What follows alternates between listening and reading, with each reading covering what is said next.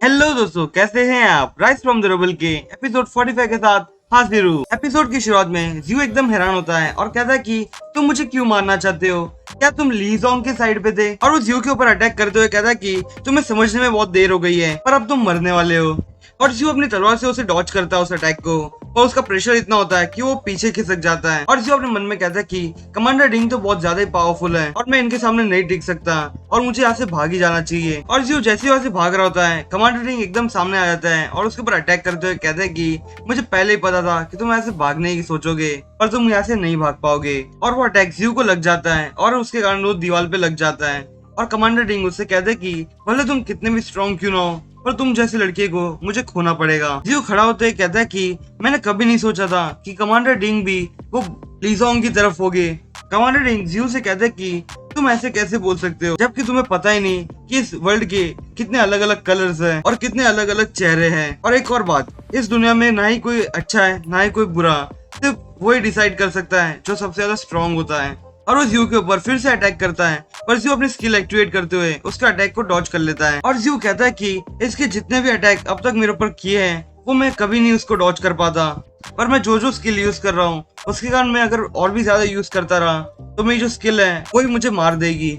और ऊपर से ये जो स्वॉर्ड मेरे हाथ में है वो भी इसका सामना नहीं कर सकती। और मैं अगर ज्यादा देर तक रहा और इस बंदे ने अपनी फुल्ली पावर अनलिश कर ली तो मैं जिंदा ही नहीं रह पाऊंगा। कमांडर डिंग अपने मन में कहते कि इस लड़के ने अभी तक अपनी हिम्मत तोड़ी नहीं है, ये अभी तक मेरे साथ लड़ना ही चाहता है। ये बिल्कुल मुझे एक बंदे की याद दिलाता है जो इसके फादर हैं। तो फिर मैं अब देखना ही चाहता हूँ कि अब ये कितनी देर और बैटल कर सकता है मेरे साथ। और जैसे ही वापस एक अटैक करने वाला होता है तभी उसके सामने फिर से वो सिस्टम आ जाता है और सिस्टम उसे बताता है कि जो हमारा होस्ट है वो मुश्किल में आ चुका है और उसकी जो स्किल है उसे एक्टिवेट करके 50 एट्रीब्यूट पॉइंट यूज करके उस स्किल को अपग्रेड करने के लिए बोल रहा था उस सिस्टम। और जियो के पास एक्चुअल में 60 एट्रीब्यूट पॉइंट्स दिखाए जा रहे होते हैं। और जियो सिस्टम से कहता है कि तुम्हें अभी मेरे से पूछने की जरूरत है, जल्दी से मेरी स्किल एक्टिवेट कर दो और उसे अपग्रेड भी कर देना। और तभी सिस्टम बताता है कि जो उसकी फ्लोटिंग स्टेप वाली स्किल थी वो रैंक सी माइनस से लेके रैंक सी पे आ जाती है और अभी जो उसकी स्पीड है वो 50% से ज्यादा इंक्रीज हो चुकी है। जो अपने मन में कहता है कि ये क्या अजीब सी बात कर रहा है ये सिस्टम, इसमें क्या ही डिफरेंस है, इसने सी माइनस से लेके सी रैंक पे ही पहुंचाई है इसने मेरी स्किल को, इसमें क्या ही बड़ा डिफरेंस है। और तभी जियो को समझ में आ जाता है कि वो जो डिफरेंस है वो 50% स्किल की जो स्पीड थी वो इंक्रीज कर दी है सिस्टम ने। और जियो फिर से कहता है कि भले मैं कितने भी एट्रीब्यूट पॉइंट यूज कर लूं पर मेरे पास एक हैबिट है कि मैं अपने एट्रीब्यूट पॉइंट्स बचाना ही चाहता हूँ, पर सिस्टम हमेशा मेरे से सारे एट्रीब्यूट पॉइंट्स ले लेता है। और जियो छलांग मारते हुए कहता है कि अब मुझे यहाँ से एग्जिट कर लेना चाहिए और वो अपनी स्किल को एक्टिवेट करते हुए एक वेंट की तरफ भागता है। ये देख के कमांडर डिंग भी थोड़ा हैरान होता है और कहता है कि इस लड़के की पावर कितनी जल्दी इंक्रीज हो गई और इसकी स्पीड भी बहुत ज्यादा इंक्रीज है और मुझे लगता है कि इसने अपनी ट्रू पावर्स को छुपाए रखा है। और जो वेंट में गया होता है और कहता है कि मैं यहाँ से एस्केप कर गया। और तभी थोड़ा आगे जाके उसे पता चलता है कि वहाँ पे लेजर लगी हुई होती है और जियो कहता है कि अगर मैं थोड़ा सा भी आगे गया तो मैं पूरी तरह से मर सकता हूँ। जियो कहता है कि मैंने मेरी सारी जो पावर्स थी उसे बहुत ज्यादा यूज कर लिया है और अब मैं यहाँ से भाग नहीं सकता, क्या मैं यहाँ पे सच में मरने वाला हूँ। कमांडर डिंग बोलते हैं कि मैंने जितने भी अटैक किए इसके ऊपर तो भी ये एक रास्ता ढूंढ लिया इसने बाहर जाने का, ये तो इसके डैड से भी ज्यादा स्ट्रांग है। और वो एकदम जोर से बोलता है कि तुम्हारा जो टेस्ट है वो अब खत्म हो चुका है और तुम पास हो गए उसमें। पर ये जो बात होती है वो एक्चुअल में जियो ने नहीं सुनी होती है और जियो कहता है कि अब मुझे थोड़ा शांत होना चाहिए और आसपास देखना चाहिए कि और भी कोई एग्जिट है या नहीं। और जैसे मैं बाहर निकलता हूँ मुझे वीचैन को तुरंत बताना होगा कि कमांडर डिंग कैसा आदमी है। और तभी वो कमांडर फिर से बोलता है कि तुम भागना बंद कर दो और जो तुम्हारी जो टेस्ट है वो अब खत्म हो चुकी है, इसलिए जल्दी से नीचे आ जाओ। जियो एकदम हैरान होता है और कहता है कि ये क्या चल रहा था, ये मेरी टेस्ट ले रहा है। और तभी जिस वेंट में जियो था वो वेंट का दरवाजा खुल जाता है जिसके कारण जियो नीचे गिर जाता है। और जियो कमांडर डिंग से कहता है कि मैंने कभी नहीं सोचा था कि जो वेंट है उसके अंदर भी तुम ऐसे कुछ वेपन्स लगाओगे जिस कारण मैं भाग भी नहीं सकूं। कमांडर डिंग उससे कहता है कि जिनिंग सिटी में सबसे ज्यादा सेफेस्ट जगह मेरी जो ऑफिस है वही है, क्योंकि यहाँ पे मैंने बहुत से ज्यादा वेपन्स और डिफेंडरी चीजें लगाई है। और हाँ, तुम यहाँ पे नीचे मत बैठो, जल्दी से उठो और वहाँ पे जो ट्रीटमेंट रखे हुए मैंने उसे लगा लो। और जो उस मेडिसिन की तरफ देख रहा होता है पर वो वहाँ पे जाता नहीं। और तभी वो जो कमांडर डिंग होता है उसे कहता है कि तुम तो बहुत अलग ही लग रहे हो, पर ऐसा दिखना ज्यादा अच्छा होता है। और वो जियो की तरफ एक फोटो एल्बम और एक लेटर भी भेजते हैं और वो फोटो एल्बम नहीं है, एक्चुअली सिर्फ फोटो है सिर्फ। और जियो उस फोटो फ्रेम को देखते हुए एकदम हैरान हो जाता है और कहता है कि ये तो मेरी फादर की फोटो है। और साथ में वहाँ पे वीचैंग भी होता है और वहाँ पे बाजू में कमांडर डिंग भी होता है और जो बीच में लेडी खड़ी है वो जियो की मदर है। जियो ये सब देख के थोड़ा आंखों में रोना आ जाता है उसे। और दोस्तों हमें वो लेटर भी दिखाया जाता है, पर शायद यहाँ पे आधा ही लेटर दिखाया गया है और हमें आगे ट्विस्ट में शायद बता सकते हैं कि पूरे लेटर में कुछ और ही लिखा था। पर फिलहाल जितना लिखा है उतना बताता हूँ मैं। जियो के रेड टिंग से कहते कि अगर मेरा जो सन है वो तुमसे मिलने मतलब तुम्हें ढूंढने के लिए यहाँ पे आए, पहले तुम उसकी टेस्ट लेना और अगर वो पास हो जाए तो ही उसे सब कुछ बताना। अगर वो पास नहीं करता है तो तुम उसे कुछ भी मत बताना। कमांडर डिंग जियो से कहते कि तुम पहले अपने आप को ट्रीटमेंट दे दो और उसके बाद में तुमसे बात करता हूँ। अगर तुम ट्रीटमेंट नहीं लेते हो तो तुम्हारा जो ब्लड है वो बहुत ज्यादा ही बह जाएगा और उसके बाद तुम मर भी सकते हो।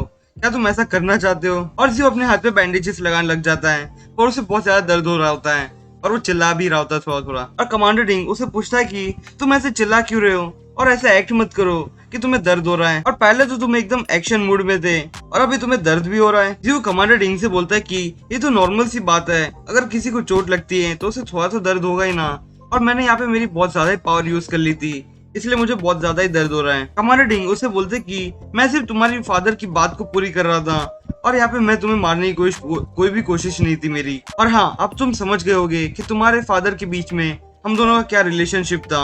और जियो उस फोटो फ्रेम को देखते हुए कहता है कि मैंने कभी भी नहीं सोचा था कि जो मेरी फादर और जो मदर है वो कमांडर डिंग के क्लासमेट्स थे। कमांडर डिंग जियो से कहता है कि तुम्हारे जो फादर और जो मदर थे वो सिर्फ मेरे स्कूलमेट्स ही नहीं थे, तुम्हारे जो मदर थे उन्होंने यू माउंटेन के अंदर जो डिफेंस सिस्टम था उसकी डिजाइन की थी। और जियो उस बात को समझ जाता है और कहता है कि पिछली बार जब मॉन्स्टर आउटब्रेक हुआ था तब मैं वहां पे था और वहां पे एस्केप करने के लिए जो रास्ता था उसने पहले मुझे रिकॉग्नाइज किया, तब मैं थोड़ा शॉक में था क्योंकि ये कैसे मुझे आइडेंटिफाई कर सकता है, पर अब मुझे पता चल गया कि ये कैसे हुआ। कमांडर डिंग जियो से कहते कि तुम्हारी मदर एकदम जीनियस थी, पर अगर तुम्हारे फादर के साथ वो मैरी नहीं करती तो आज शायद हमारे यहाँ पे एकदम हाईएस्ट सेंटर पे रिसर्च कर रही होती। और जिस साल तुम्हारे फादर और मदर की जब मैरिज हुई थी मुझे ऐसा लगता है कि वो बिल्कुल एक मिसमैच था। जियो फोटो फ्रेम को देखते हुए कहता है कि मदर आप तो बहुत ज्यादा ही टैलेंटेड थे। कमांडर डिंग उससे कहते कि तुम भी तुम्हारे मदर जैसे ही हो क्योंकि तुम्हारी सोच भी बहुत ज्यादा ही स्ट्रांग है। कमांडर डिंग जियो से कहते कि चलो ये सारी बातों को साइड रखते हैं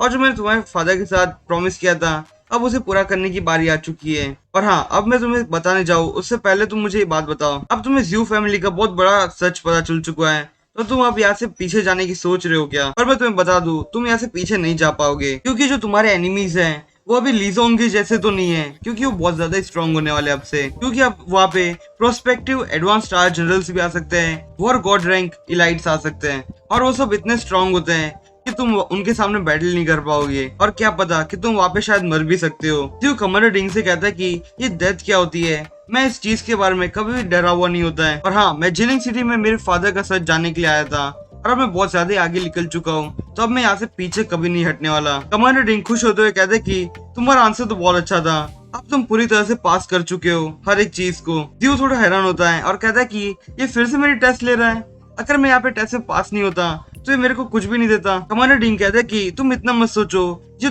तुम्हारी जो टेस्ट है वो तुम्हारे फादर ने मुझे कहा था एकदम स्ट्रिक्टली लेना क्योंकि वो चाहते ही नहीं थे तुम्हें कभी भी इस चीज में इन्वॉल्व करना, पर अब तुम स्ट्रांग हो चुके हो इसलिए तुम्हें बता ही सकते हैं। और तभी उसके टेबल पे एक बॉक्स आगे करता है और उस जियो से कहता है कि तुम इस चीज के लिए जिनिंग सिटी पे आए थे ना। और जियो उस बॉक्स को देखते हुए सोच रहा होता है कि ये तो वही शायद सेफ बॉक्स होगा जिसने जो मेरे फादर के बारे में बताया था। और कमांडर डिंग बोलते कि यही वो तुम्हारा सेफ बॉक्स है जिसके लिए तुम यहाँ पे आए थे मिलिट्री बेस के अंदर। और जियो थोड़ा खुश होता है और कहता है कि आपने मेरे जो सेफ बॉक्स थे वहां से हटा दिए थे, और ये सारी बात एक्चुअल में मुझे तुम्हारे डैड ने बताई थी वो जो बॉक्स थे वहां से हटाने के लिए, और मुझे इस बारे में बिल्कुल भी नहीं पता था कि जिस मिलिट्री बॉक्स में वहां पे रखा गया तुम्हारा ये बॉक्स उस जगह बहुत से लोगों की नजर पड़ी हुई है। अगर मैं उस जगह से टाइम पे नहीं निकालता वो बॉक्स तो वहां पे जितने भी लोग अटैक कर चुके थे उनमें से किसी एक के हाथ में तो ये बॉक्स लग चुका होता और वो लोग इसे डिस्ट्रॉय कर चुके होते। कमांडर डिंग जियो से कहते कि ये बॉक्स में तुम्हें देता हूँ पर तुम इस चीज से बहुत ज्यादा ही होप मत लगाना, ये सिर्फ एक छोटा सा क्लू है, इसके थ्रू तुम एविडेंस तक पहुंच भी सकते हो पर वहां पे पहुंचना ज्यादा मुश्किल होने वाला है। और उस बॉक्स के अंदर कुछ आईने टाइप होता है और एक स्क्रॉल होता है, और ये उस स्क्रॉल को पढ़ते हुए कहता है कि